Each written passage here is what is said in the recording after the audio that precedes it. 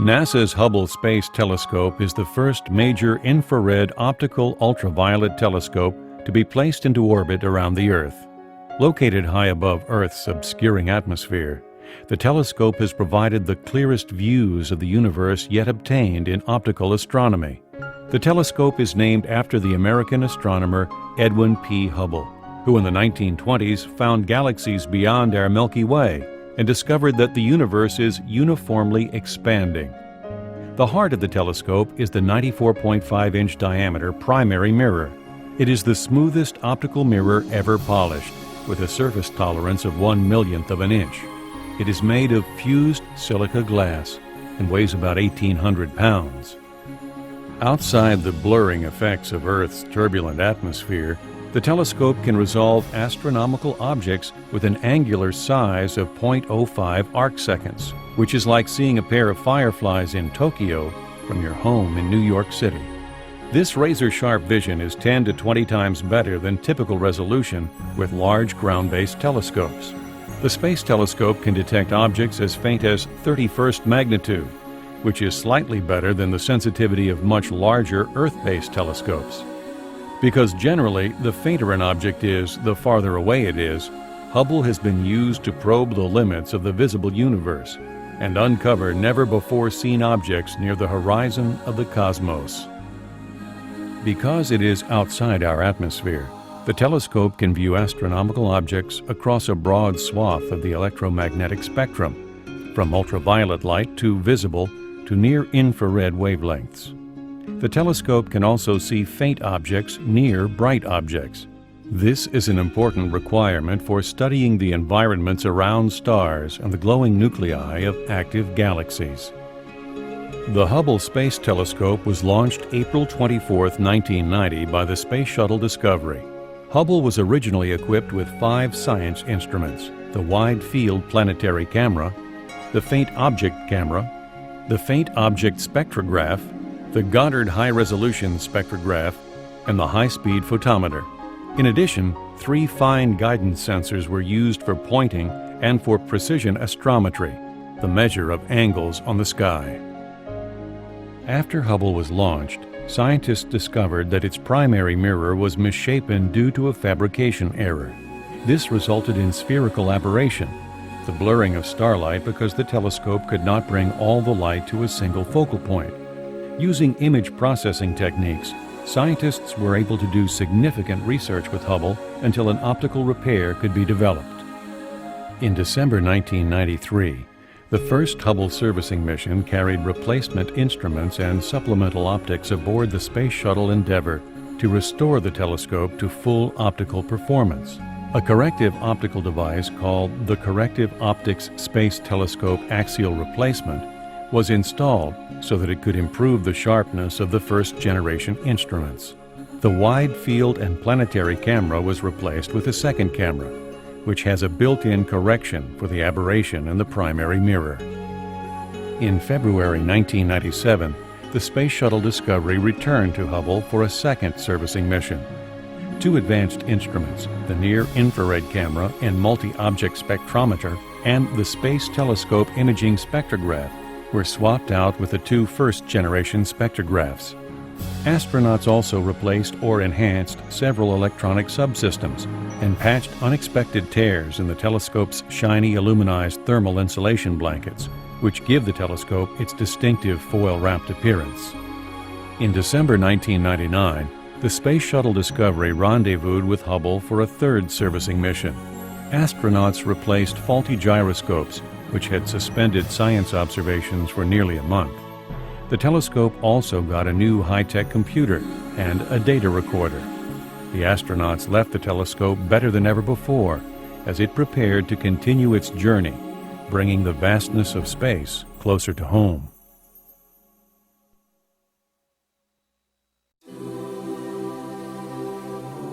Orbiting space observatories like Hubble can trace their roots to the 1920s. While most scientists considered a space telescope as pure science fiction, some were seriously exploring the idea.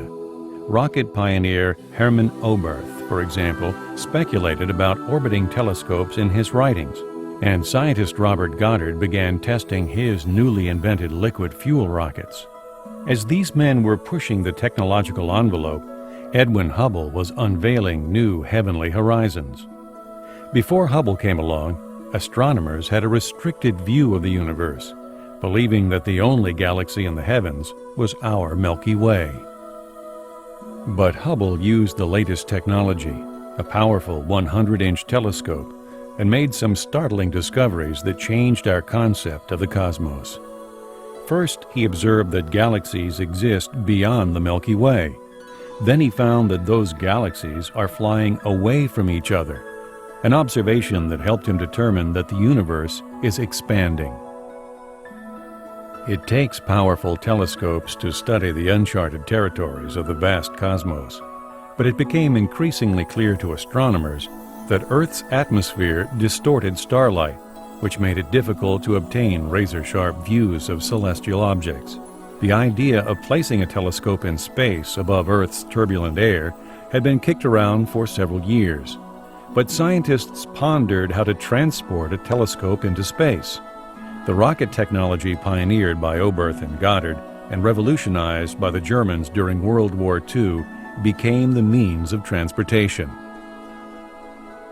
After scientists figured out the means, they focused on coming up with the money to develop and build a space telescope.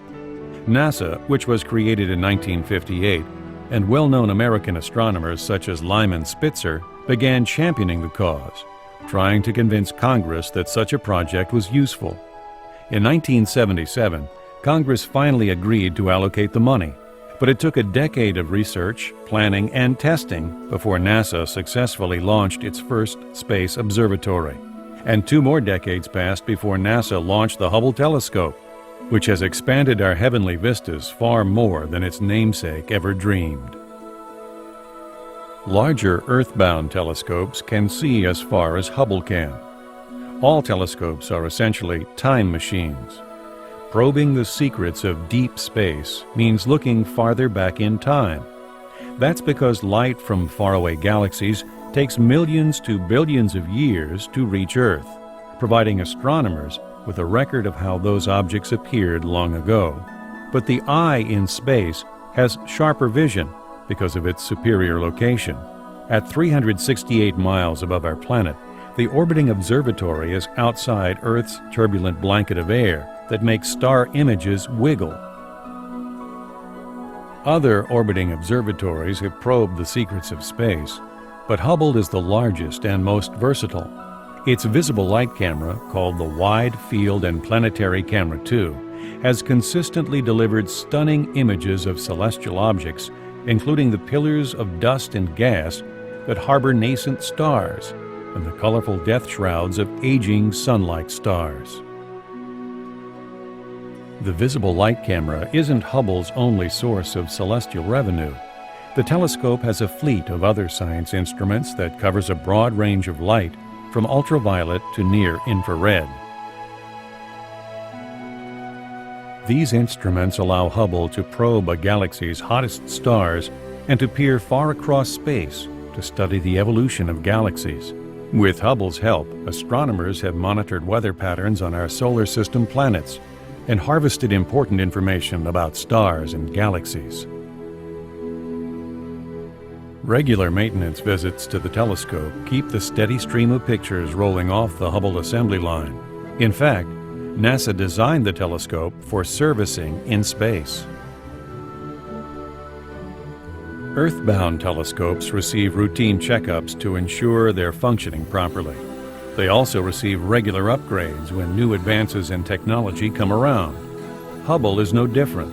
That's why astronauts visit the telescope every few years, replacing older equipment and adding state-of-the-art science instruments. Future servicing missions are planned for 2001 and 2003. In 2001, astronauts will install the Advanced Camera for Surveys, which will capture an even wider swath of the sky and will yield even sharper pictures than Hubble's current wide-field camera.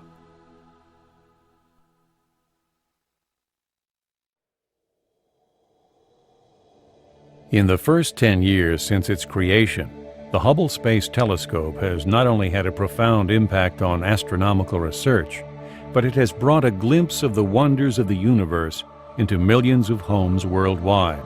This has inspired an unprecedented public curiosity and interest in science. Hubble has seen farther and sharper than any telescope before it.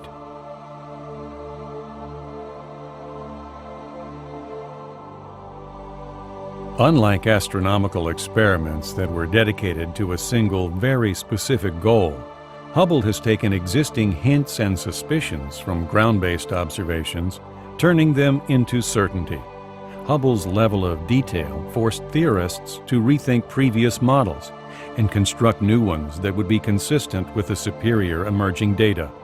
Its razor-sharp vision at critical events has provided unique insights into individual phenomena.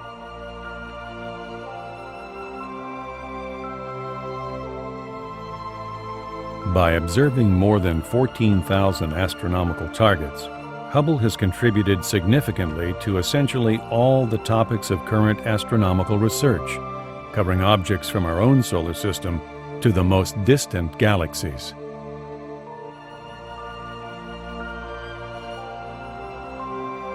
Edwin Hubble looked beyond the boundaries of our home galaxy, the Milky Way, and discovered that the universe is much larger than we thought.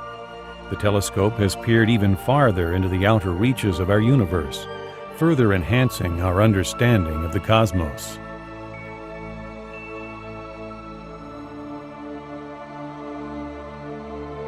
Hubble is controlled from the NASA Goddard Space Flight Center in Greenbelt, Maryland, and the Space Telescope Science Institute directs its mission. A significant portion of the worldwide professional astronomical community is actively engaged in Hubble research.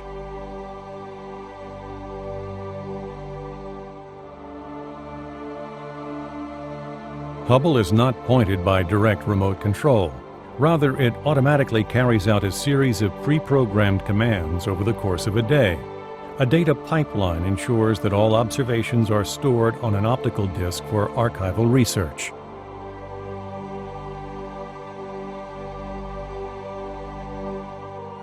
The data are sent to research astronomers for analysis and then made available to astronomers worldwide 1 year after observation. As the telescope enters its second decade, the science program will face two exciting changes.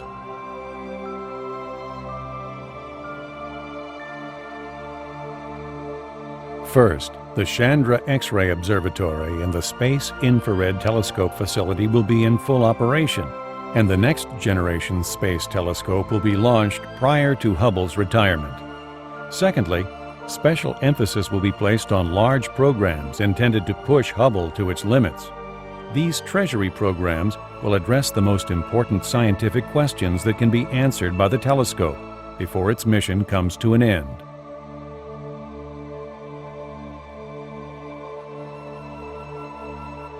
The telescope's ultimate retirement will not signal the end of our unrivaled view of the universe.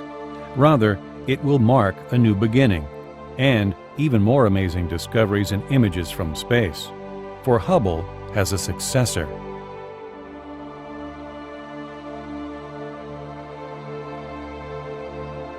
The next generation space telescope, which is being designed now, may be launched as early as 2008. When that day comes, scientists hope to discover and understand even more about our fascinating universe.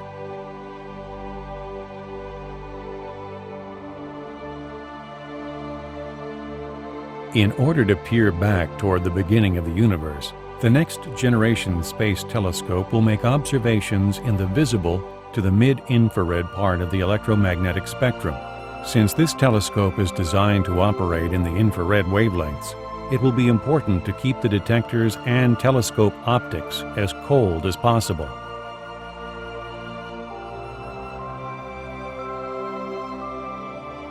Excess heat from the telescope itself could create unwanted background noise. In addition, the next generation space telescope's larger primary mirror will give it 10 times Hubble's light-gathering capability.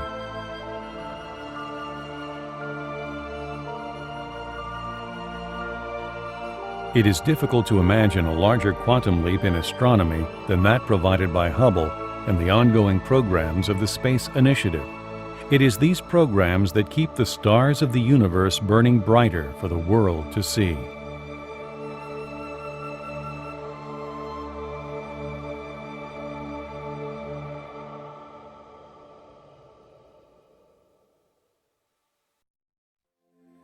Our Earth and solar system were born 4.5 billion years ago. Clues to our genesis are fragmentary, so astronomers must look at the birth of stars in neighboring stellar maternity wards to see a replay of the events that created our sun and planets. By studying debris disks composed of dust and gas whirling around developing stars, the NASA Hubble Space Telescope's high resolution has opened up a new level of detail that reinforces earlier theories and offers some new surprises about planet birth. The ultimate goal, which only may be realized by a next-generation space telescope, will be to inventory planets and solar systems around other stars and ultimately identify Earth-like planets. Hubble captured thousands of gaseous knots from a doomed star in the Helix Nebula, the closest planetary nebula to Earth, 450 light-years away in the constellation Aquarius. Each gaseous head is at least twice the size of our solar system. Each tail stretches 100 billion miles, about 1,000 times the Earth's distance to the Sun. The comet-like tails form a radial pattern around the star, like the spokes on a wagon wheel. Astronomers have seen the spoke pattern using ground-based telescopes, but Hubble reveals for the first time the sources of these objects. The Keyhole Nebula, named in the 19th century by Sir John Herschel, is located adjacent to the famous explosive variable star Eta Carinae. The pronounced pillars and knobs of the upper left cloud appear to point toward a luminous massive star, which may be responsible for illuminating and sculpting them by means of its high-energy radiation and stellar wind of high-velocity ejected material. The circular keyhole structure contains both bright filaments of hot fluorescing gas and dark silhouetted clouds of cold molecules and dust, all of which are in rapid chaotic motion. The high resolution of the Hubble images reveals the relative three-dimensional locations of many of these features, as well as showing numerous small dark globules that may be in the process of collapsing to form new stars. At a distance of 7,100 light-years from Earth, the Bubble Nebula is located in the constellation Cassiopeia and has a diameter of 6 light-years. The central star of the nebula is 40 times more massive than the Sun and is responsible for a stellar wind moving at 4 million miles per hour, which propels particles off the surface of the star. The bubble surface actually marks the leading edge of this wind's gust front, which is slowing as it plows into the denser surrounding material.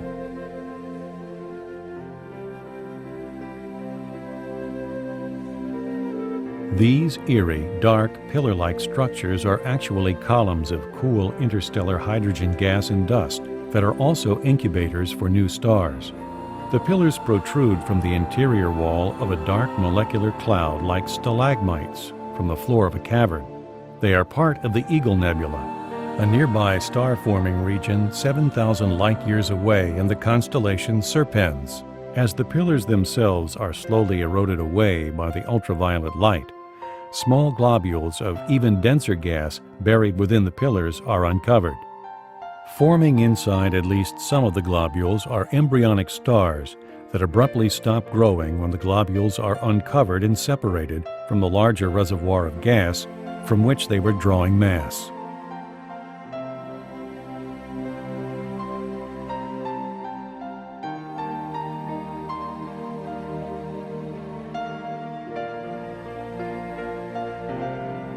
The Trifid Nebula reveals a stellar nursery being torn apart by radiation from a nearby massive star.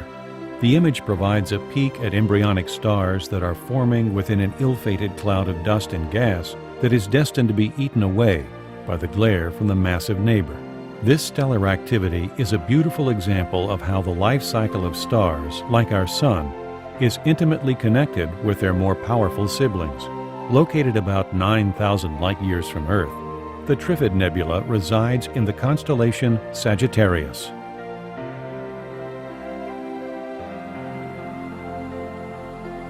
In 1994, Hubble discovered dozens of dust disks around young stars in the Great Orion Nebula. Dubbed proplyds, these disks are widely considered to be precursors to full-fledged planetary systems. Such disks were proposed in the 18th century by Immanuel Kant to explain the simple fact that all the planets of the solar system lie in nearly the same plane, and so were born from a primordial disk that provided the raw material for planet growth.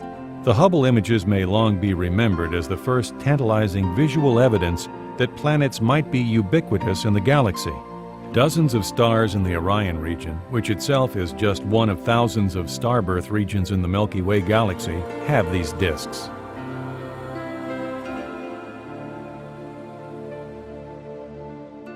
Though it is not clear if they will go on to condense into planetary systems, their abundance alone is firm visual evidence that the first baby steps toward planet formation are very common. The Hubble telescope has also spied these disks around isolated young stars, ranging in age from 1 million to 10 million years. Astronomers have used the Hubble's arsenal of cameras to capture these disks in ultraviolet to near-infrared light. By chronicling these disks at different stages of a star's early life, astronomers are adding information to the planet-making recipe.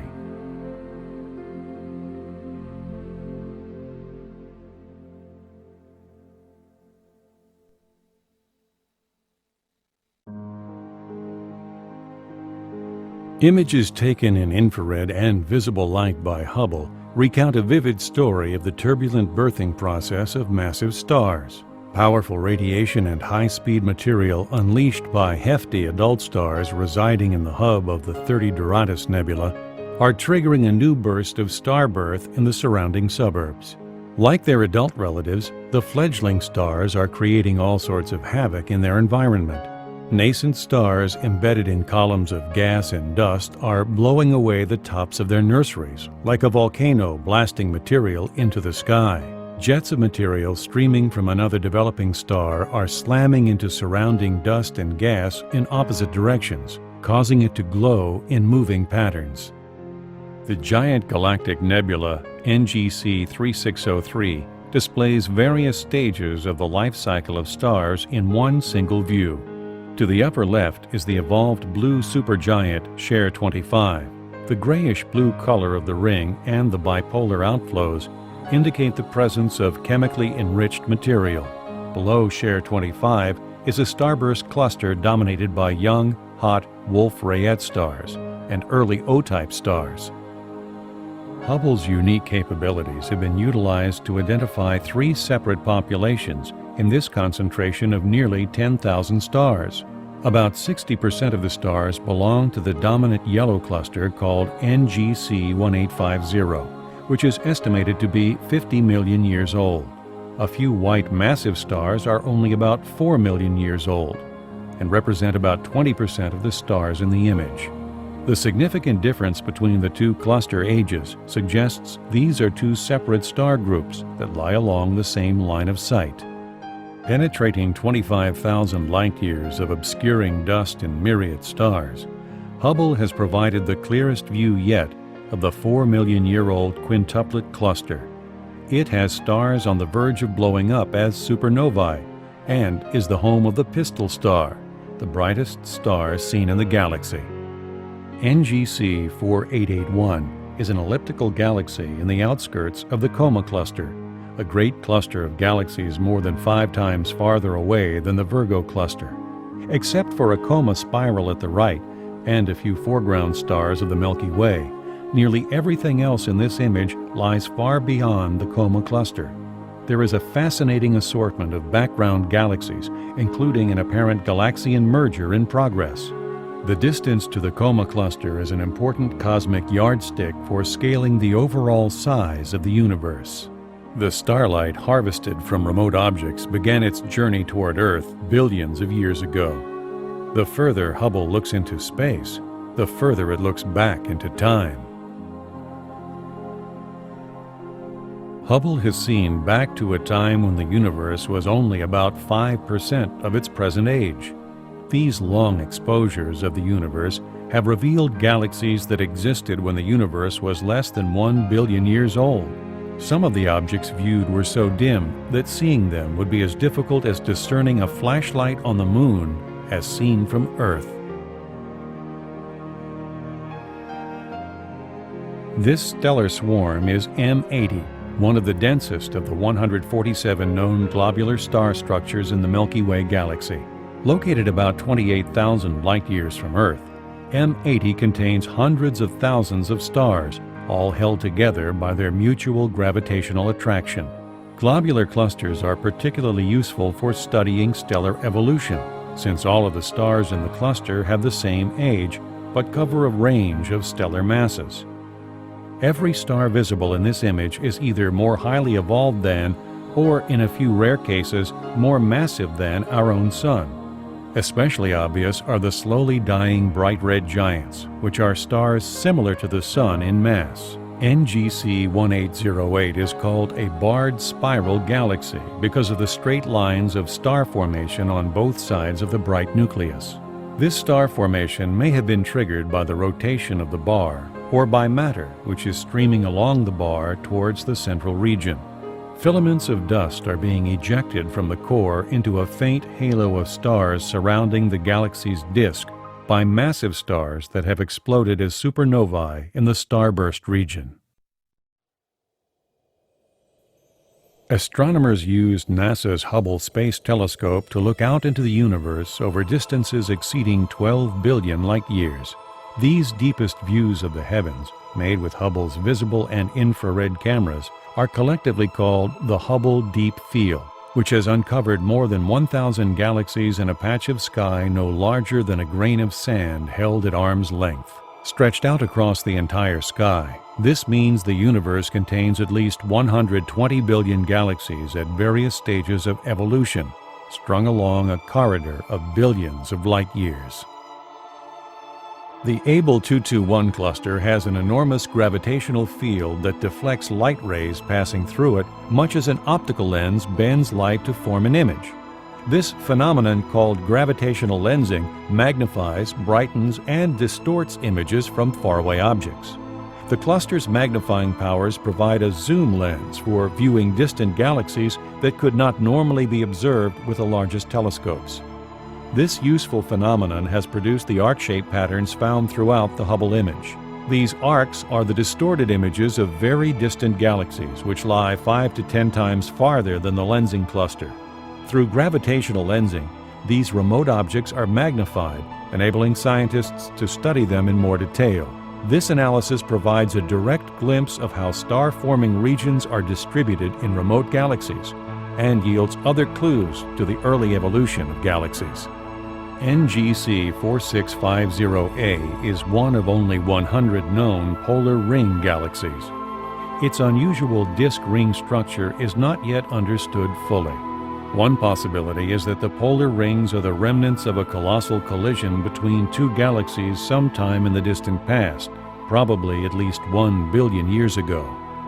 In the direction of the constellation Canis Major, two spiral galaxies pass by each other like majestic ships in the night. The larger and more massive galaxy is NGC 2207, and the smaller one is IC 2163. Strong tidal forces from NGC 2207 have distorted the shape of IC 2163, flinging out stars and gas into long streamers stretching out 100,000 light-years. Trapped in their mutual orbit around each other, these two galaxies will continue to distort and disrupt each other.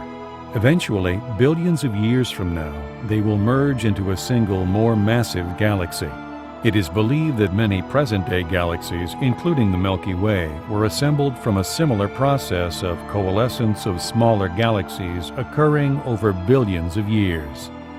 Located some 13 million light-years from Earth, NGC 4214 is currently forming clusters of new stars from its interstellar gas and dust.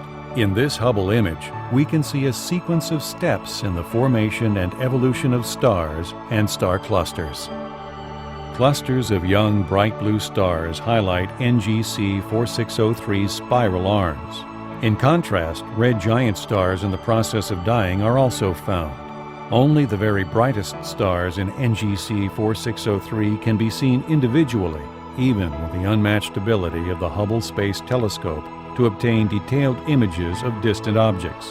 Much of the diffuse glow comes from the fainter stars that cannot be individually distinguished by Hubble. The reddish filaments are regions where clouds of dust obscure blue light from the stars behind them. Hubble images of NGC 4414 show that the central regions of this galaxy, as is typical of most spirals, contain primarily older yellow and red stars. The outer spiral arms are considerably bluer due to ongoing formation of young blue stars, the brightest of which can be seen individually at the high resolution provided by the Hubble camera. The arms are also very rich in clouds of interstellar dust seen as dark patches and streaks silhouetted against the starlight. Based on careful brightness measurements of variable stars in NGC 4414, astronomers were able to determine that it is about 60 million light-years away from Earth.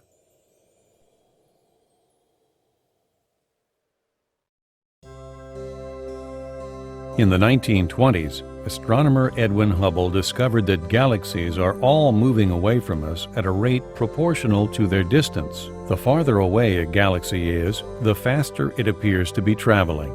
This relationship, called the Hubble constant, establishes an expansion rate that is critical for estimating the age and size of the universe. The universe is expanding because it was born in a fiery explosion called the Big Bang many billions of years ago.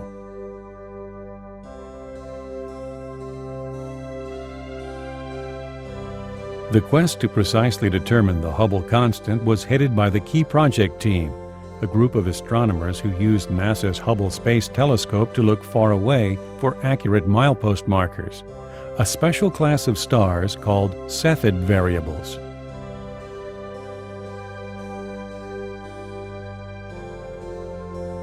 The rhythmic pulsations of these aged bright stars yields their intrinsic brightness, which in turn is needed to measure precise distances. Hubble's clear vision has allowed astronomers to accomplish in a few years Cepheid observations that previously required decades of painstaking work with ground-based telescopes.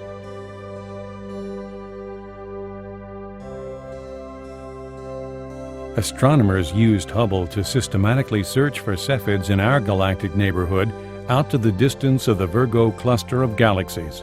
Cepheids were used to calibrate even more remote markers, such as supernovae, which are so bright they can be seen billions of light-years away. The Hubble Constant Key Project team found that the universe is between 12 and 14 billion years old, depending on the density of matter in space. Hubble played an important role in the discovery that the expanding universe may actually be accelerating. In other words, the galaxies are rushing away from each other ever faster as time goes on.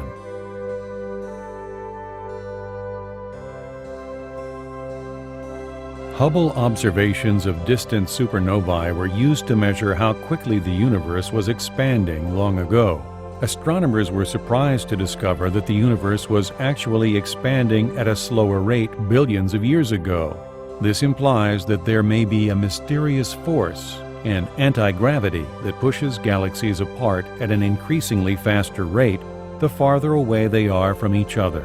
This means the universe may continue expanding forever and never collapse in a fiery Big Crunch.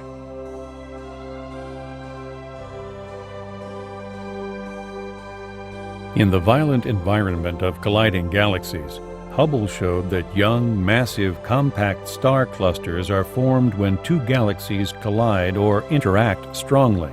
The formation time is of the order of 10 million years or less, and these clusters may be the progenitors of globular clusters.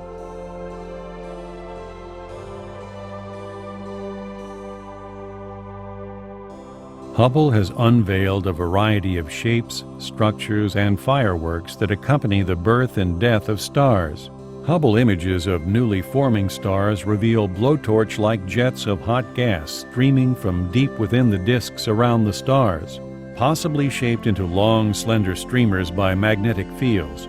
These jets are an exhaust product of star formation. They travel across space for billions of miles before slamming into material in the star's vicinity. In dramatic images, Hubble has shown the effects of very massive young stars on their surrounding nebulae. With the astronomical equivalent of a hurricane, the intense flow of visible and ultraviolet radiation from an exceptionally massive young star eats into surrounding clouds of cold hydrogen gas laced with dust. This helps trigger a firestorm of star birth in the neighborhood around the star.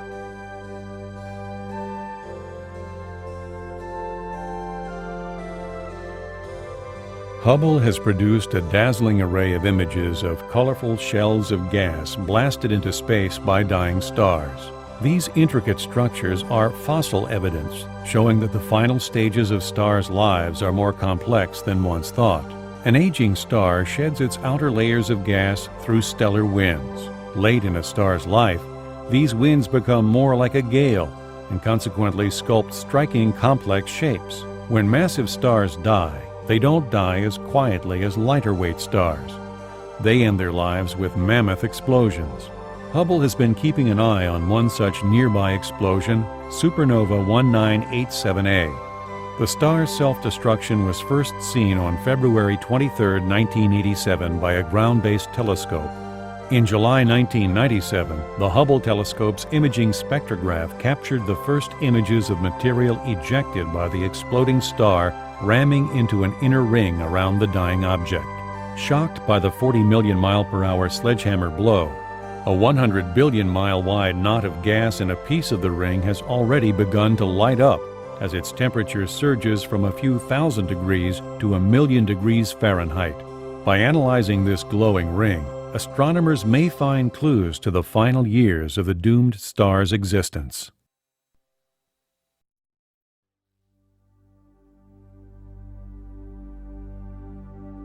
These 18 young galaxies, or galactic building blocks, contain dust, gas, and a few billion stars. Each of these objects is 11 billion light-years from Earth, and much smaller than today's galaxies. At this distance, the universe was only about 16% of its current age. These galaxies were found within an area about 2 million light-years across, which is about the distance between our Milky Way and the Andromeda Galaxy. Some astronomers believe the young objects are the ancient building blocks of today's galaxies because they are close enough in space to eventually collide or merge with each other.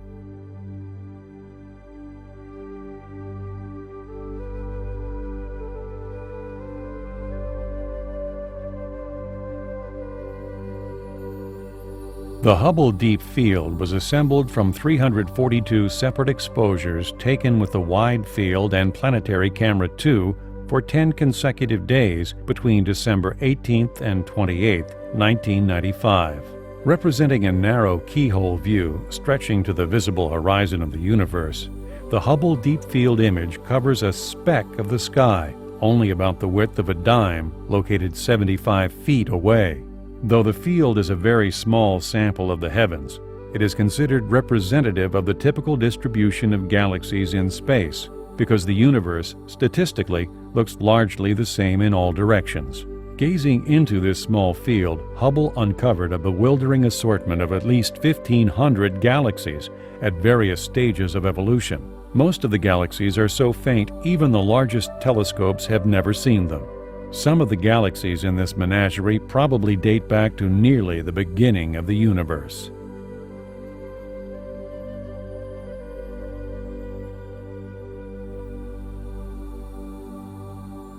The astronomical term deep means looking at the faintest objects in the universe. Because the most distant objects are also among the dimmest, the image is the equivalent of using a time machine to look into the past to witness the early formation of galaxies, perhaps less than 1 billion years after the universe's birth in the Big Bang.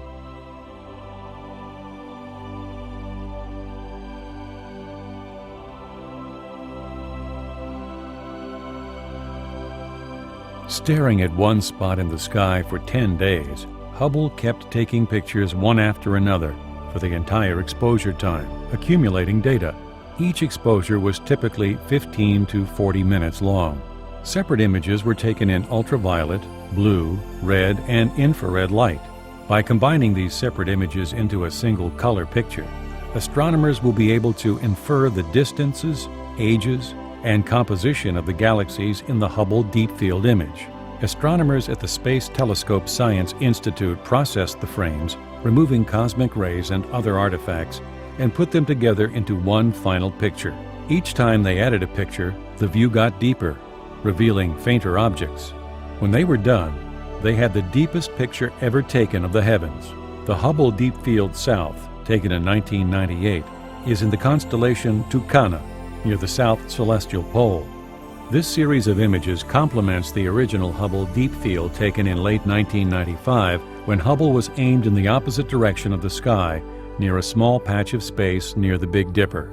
The two fields now give astronomers two core samples of the universe for better understanding the history of the cosmos. The pair of observations can be compared to more confidently define the state of the cosmos as a whole. It would take astronomers 900,000 years to use Hubble to survey the entire sky to the depths of the Hubble Deep Field.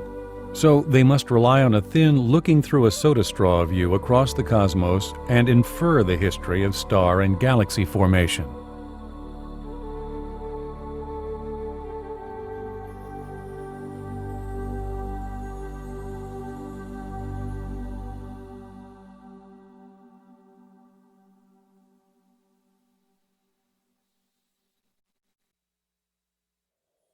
Hubble's Variable Nebula, named after Edwin P. Hubble, is a fan-shaped cloud of gas and dust illuminated by a bright star at the bottom.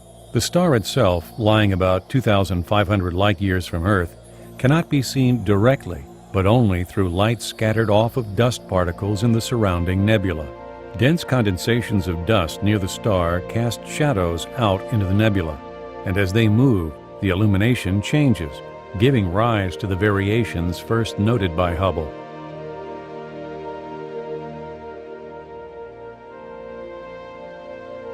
A supermassive black hole residing in the hub of the nearby galaxy NGC 4438 appears to be blowing huge bubbles of hot gas into space.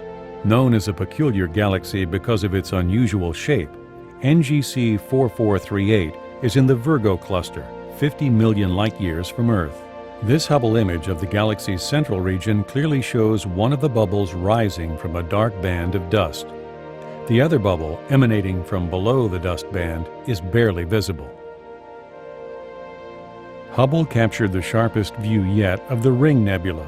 Hubble looked down a barrel of gas cast off by a dying star thousands of years ago. This image reveals elongated dark clumps of material embedded in the gas at the edge of the nebula, the dying central star floating in a blue haze of hot gas.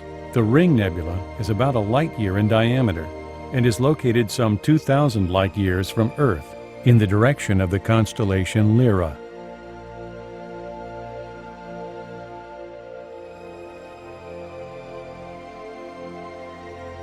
A pair of 1/2 light-year long interstellar twisters, eerie funnels and twisted rope structures in the heart of the Lagoon Nebula, are 5,000 light-years away in the direction of the constellation Sagittarius. The central hot O-type star, Herschel 36, is the primary source of the ionizing radiation for the brightest region in the nebula called the hourglass. Other hot stars also present in the nebula are ionizing the extended optical nebulosity. The ionizing radiation induces photoevaporation of the surfaces of the clouds, seen as a blue mist, and drives away violent stellar winds tearing into the cool clouds. Many of the stars in Hodge 301 are so old that they have exploded as supernovae.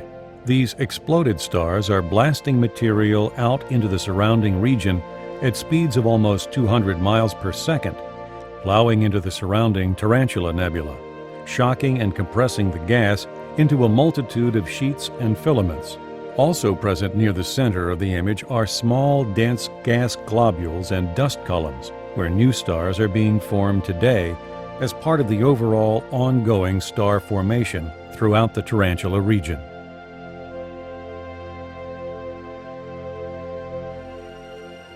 At the center of the Crab Nebula lies the Crab Pulsar, the collapsed core of an exploded star. The Crab Pulsar is a rapidly rotating neutron star, an object only about 6 miles across but containing more mass than our Sun. As it rotates at a rate of 30 times per second, the Crab Pulsar's powerful magnetic field sweeps around accelerating particles and whipping them out into the nebula at speeds close to that of light.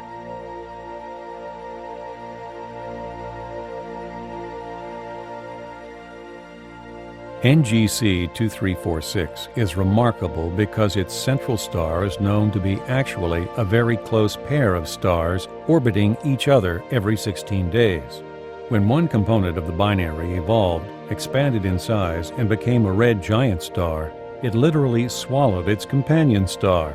The companion star then spiraled downwards inside the red giant, and in the process spewed out gas into a ring around the binary system.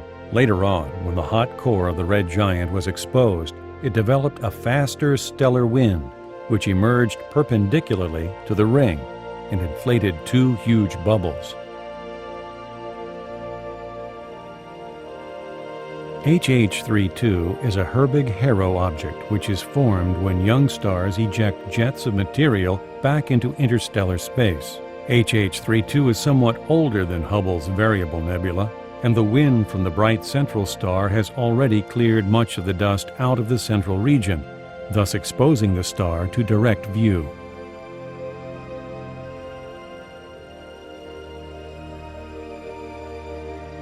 NGC 6543, also known as the Cat's Eye Nebula, is one of the most complex planetary nebulae ever seen.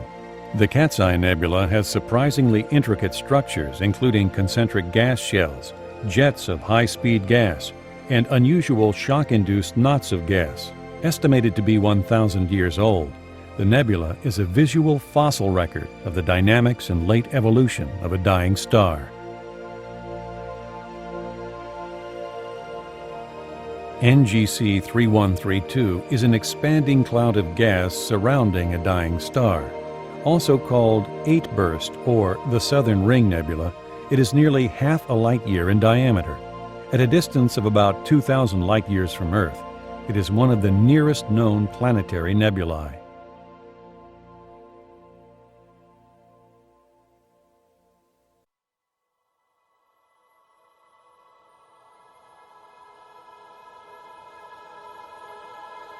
For nearly a decade, Hubble has monitored the weather on Mars, and observations in the spring and summer of 1997 provided detailed reports to help plan the landing of NASA's Mars Pathfinder and the arrival of Mars Global Surveyor. Pictures taken about a week before the landing of the Pathfinder spacecraft show a dust storm churning through the deep canyons of Valles Marineris, just 600 miles south of the landing site. Hubble snapped an image on April 27, 1999, of an enormous cyclonic storm system raking the northern polar regions of Mars. Nearly 4 times the size of the state of Texas, the storm is composed of water ice clouds like storm systems on Earth, rather than the dust typically found in Martian storms. Hubble observations of Mars between April 27 and May 6, 1999, were used to create this time-lapse animation of one full rotation of the planet. This animation shows Mars in the middle of northern summer, when the planet was about 54 million miles from Earth. Surface features as small as 12 miles across are visible, including numerous craters, the North Polar Cap, surrounded by a ring of dark sand dunes, cloud-shrouded volcanoes, widespread bluish-white water ice clouds, and a massive cyclonic storm churning near the polar cap.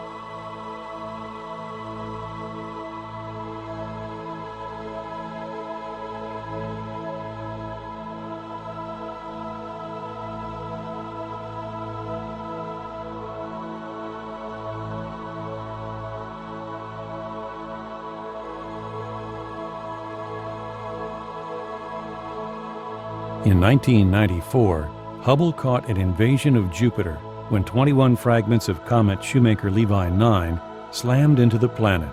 As each comet fragment crashed into the giant planet, Hubble imaged mushroom-shaped plumes along the edge of the planet. The largest fragment impact created an Earth-sized bullseye pattern on Jupiter. The high-resolution images provided exquisite details on the plume's geometry, on the growth and dispersion of the impact features, and on atmospheric waves expanding around the impact sites. The precise nature of these waves is still the subject of some debate. Thus, this is a case where by unveiling more details, the simple can become complex. A comet impact is a relatively rare phenomenon. 1,000 years may pass before a similar event is observed again. Hubble's sharp images show that the fragments, the largest of which were probably a few miles across, did not break up catastrophically before plunging into Jupiter's atmosphere. This reinforces the notion that solid, massive bodies produce the comet's atmospheric explosions. Hubble telescope observations were used to make global maps of Jupiter for tracking changes in the dark debris caught up in the high-speed winds at Jupiter's cloud tops. This debris is a natural tracer of wind patterns, which allow astronomers to have a better understanding of the physics of the Jovian atmosphere. Hubble observations of the turbulent clouds of Jupiter were used to help target close-up picture-taking by the Jupiter-orbiting Galileo probe. While hunting for volcanic plumes on Io, NASA's Hubble Space Telescope captured these images of the volatile moon sweeping across the giant face of Jupiter.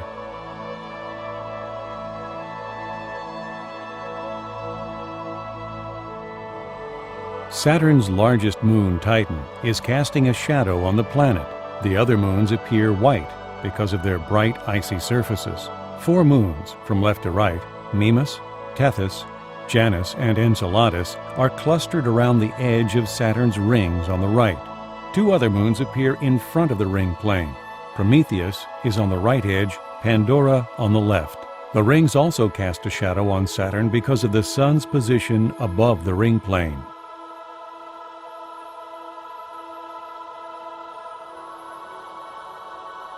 With Saturn's ring slightly tilted, the moon Dione casts a long, thin shadow across the whole ring system due to the setting sun on the ring plane.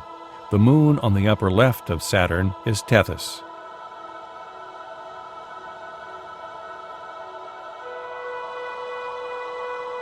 Though they look continuous from Earth, Saturn's rings are actually composed of innumerable small particles, each in an independent orbit.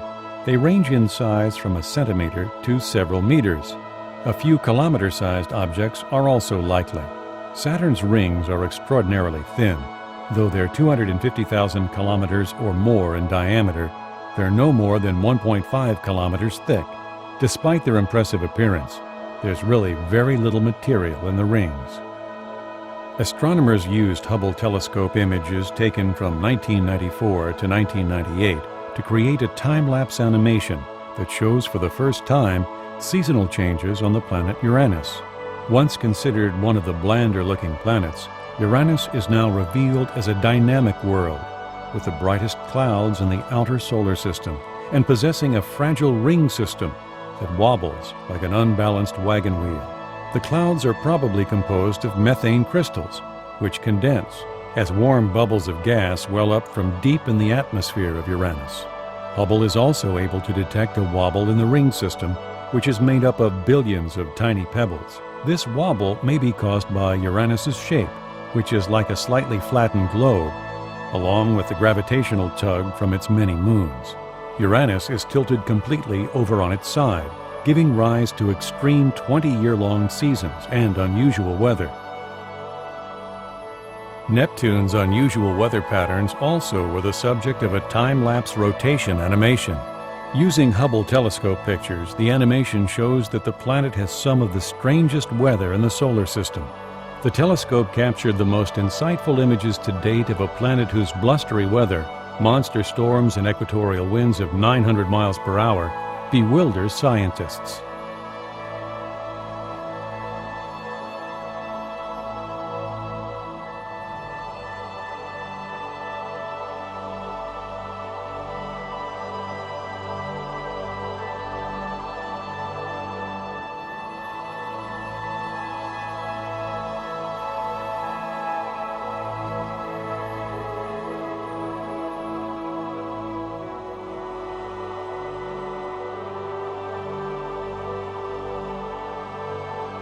Even the outermost planet in our solar system hasn't escaped the telescope's scrutiny. The Hubble telescope unveiled the never-before-seen surface of Pluto, which orbits at the dim outer reaches of the solar system, nearly 3 billion miles from the Sun. Pluto is two-thirds the size of the Earth's moon, but is 12,000 times farther away. Viewing surface detail is as difficult as trying to read the printing on a golf ball located 30 miles away.